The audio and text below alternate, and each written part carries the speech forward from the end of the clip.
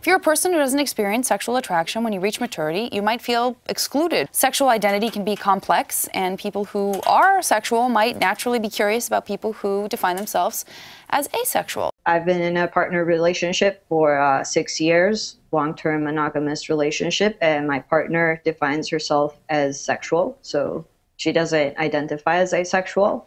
And we just work it out kind of like any other couple would. It's just about communication. When you do meet somebody and you are interested in having a relationship and it is somebody who identifies themselves as sexual, how do you sort of navigate that initially? For me, it was pretty simple. I've only ever met this one person, my partner, wife, whatever. And, I just kind of told her right off the bat, hey, I'm asexual.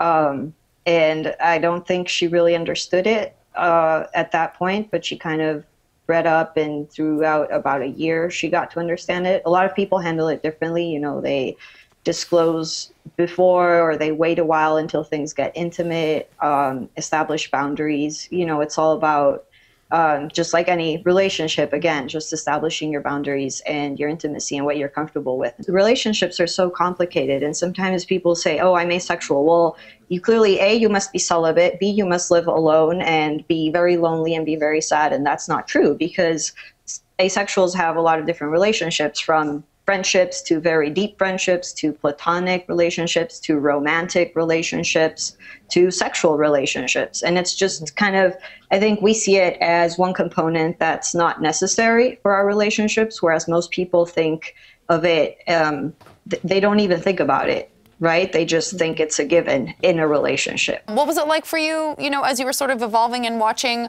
other people and sort of understanding that you were different in some way? You always know you're different. I guess in some way you always know something's off, especially because, we do live in a sexualized culture. I thought everybody was asexual and they were just pretending. So I thought guys could not experience love. I thought they just experienced this lust, which is like literally a hunger. And I thought girls were like faking it. They were faking, this guy is so hot, like he must be really cute. I want to be with him. Like, I thought that was just total show. Because to me, none of those things made sense, right? That you were sexually attracted to someone. So that was my way of explaining people's sexual attraction, because it didn't seem real to me. And so throughout the years, like, I questioned, am I straight? Am I gay? And like, logically, if I were gay, I would still be attracted to someone the same way a straight person would be attracted to someone. And I was like, well, that's not happening.